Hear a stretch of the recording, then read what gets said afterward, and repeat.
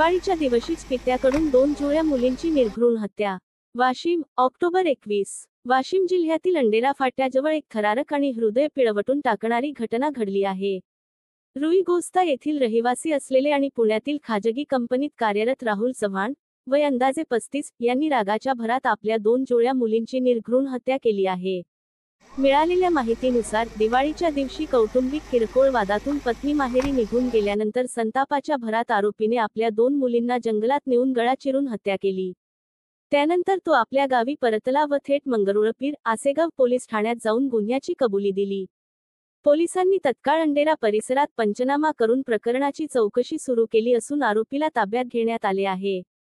या अमानुष घटनेमुळे बुलढाणा आणि वाशिम जिल्ह्यात शोककळा पसरली आहे. स्थानिक नागरिक आरोपीला कठोर शिक्षा व्हावी, अशी मागणी करत आहेत.